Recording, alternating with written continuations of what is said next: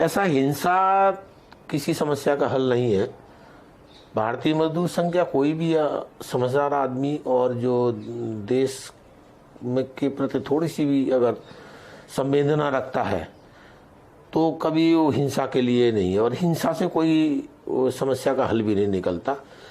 समस्या जो है वो छात्रों की और युवा गवर्नमेंट के साथ जो कुछ भी हो रहा है, जो कुछ भी छलावा गवर्नमेंट के उससे हो रहा है कि उनको रोजगार नहीं मिलता, और अगर उनके पेपर भी होते हैं तो पेपर कैंसिल हो जाते हैं। कई सरकारों में ऐसा हुआ है। पहले मध्य प्रदेश में व्यापम हुआ था, बहुत दिन में शायद देश उसको भूल गया, लेकिन वो युवा जो व्यापम में जो पीड़ित थे वो आज तक नहीं भूले होंगे। तो युवाओं को कहीं रोजगार नहीं मिल रहा तो रोष जो है वो वाजिब है, रोष का है। लेकिन फिर भी मैं पुनः कहना चाहूँ राष्ट्र की क्षति नहीं होनी चाहिए, और ये जो तोड़फोड़ की है इसकी हमें निंदा करनी है, और हर भारतवासी को इसकी निंदा करनी चाहिए जी। और रोजगार सरकार को ये बैठ के निश्चित करना चाहिए कि रोजगार जितनी वैकेंसी खाली है उनको तुरंत भरा जाए, इससे नई पीढ़ी आगे आए। अभी रिटायरमेंट तो रोज हो रही है लेकिन नई पीढ़ी के लिए मौका नहीं मिल रहा, और वो कोचिंग लेते हैं, पैसा भी खर्च करते हैं, कहाँ कहाँ से इंतजाम करके उसकी पढ़ाई भी करते हैं, पेपर देते हैं, और फिर एन मौके पर लगता है कि पेपर ही कैंसिल हो गया। तो उनसे कितने लोग अपने आप को पीड़ित समझते होंगे वो लोग, तो उनका जो मनोदशा क्या होगी वो एक समझ पाना मुश्किल है। दिनों से हमने भारतीय मजदूर संघ ने भी काफ़ी आवाज़ उठाई है जी। और जब भी हमारा प्रतिनिधि मंडल सरकार से, विभिन्न सरकारों से मिलने जाता है तभी कहते हैं कि रोजगार के जो हैं आपने उपलब्धता कराई जाए, रोजगारों के आए, रोज बच्चे नई नई डिग्रियां लेके आ रहे हैं। वहाँ तक पहले भी देखा कि अभी इतनी पीएचडी करके लोग बैठे हुए हैं और वो नौकरी नहीं पा रहे। सरकार नौकरी को अनाउंस नहीं कर रही। ये सरकार का एक लगता है कि सरकार का जो मजदूर विरोधी या कर्मचारी विरोधी एक कहीं का आकलन है, इसमें नीति आयोग का बहुत बड़ा रोल है।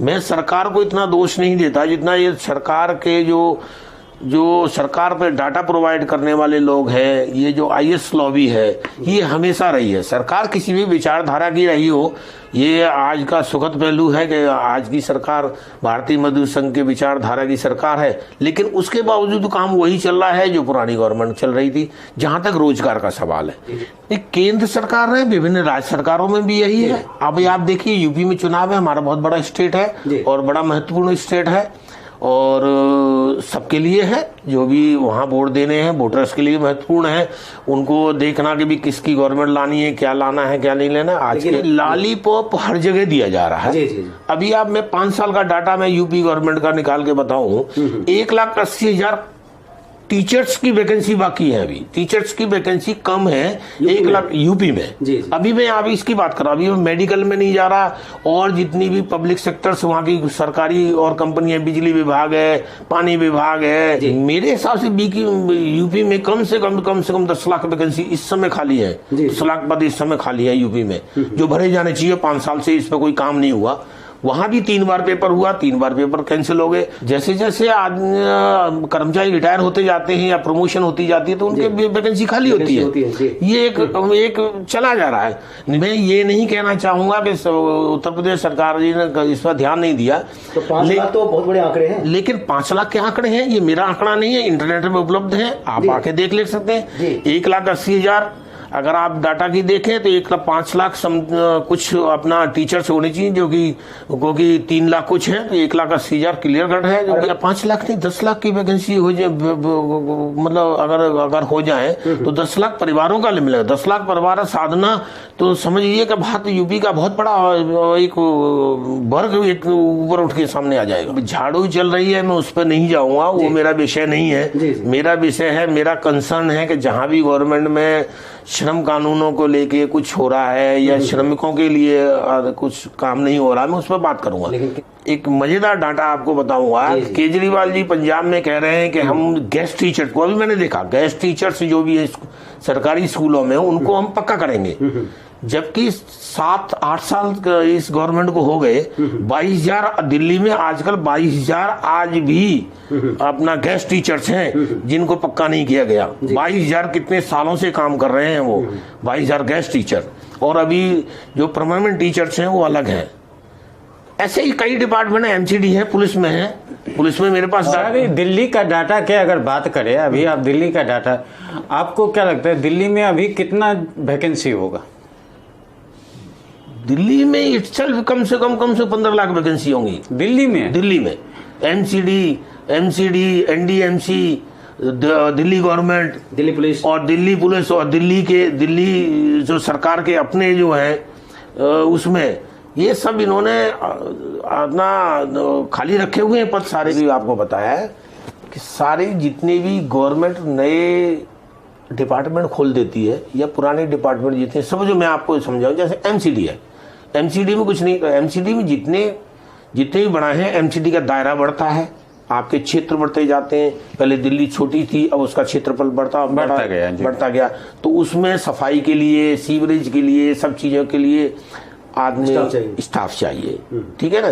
तो वो उसी हिसाब से। दूसरा क्या, जो वर्तमान स्टाफ है वो किसी की प्रमोशन होती है, आगे वाले कैडर में चला जाता है, उसकी जगह खाली है, कुछ रिटायर होते हैं उनकी जगह खाली है। तो ये सब वैकेंसी ऐसे निकालती है। ऐसा नहीं है कि कोई भी गवर्नमेंट आई और कितनी भी वैकेंसी निकाल दे, ऐसा नहीं है सर। ये जो सरकार जिस समय आती है, कहती है मैं जितने भी ठेकेदारी प्रथा है उसको खत्म कर दूंगा, सबको परमानेंट करूंगा, तो ऐसे वादे जो है मजदूर संघ के हिसाब से कभी ऐसा पूरा हुआ है या कभी ऐसा हो सकता है जो ऐसे वादे किए जाते हैं?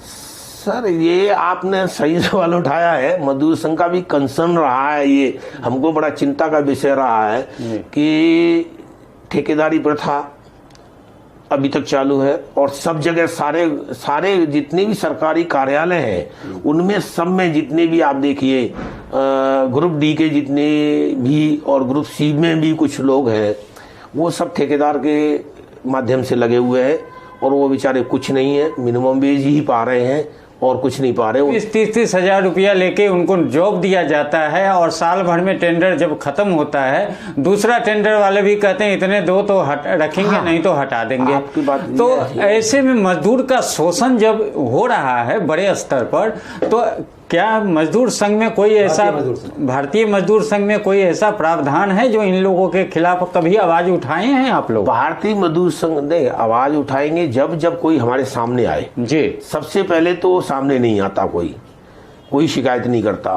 भारतीय मजदूर संघ के पास अगर शिकायत लेके कोई आएगा, अभी कुछ कर्मचारी एमसीडी से आए थे, किसी कर्मचारी और दूरदर्शन में भी कुछ लोग जो ग्रुप डाटा एंट्री ऑपरेटर्स हैं, ये हैं, एयरपोर्ट के थे, एयरपोर्ट में है, ये सब लगे हुए हैं, सब ठेकेदार के थ्रू लगे हुए हैं।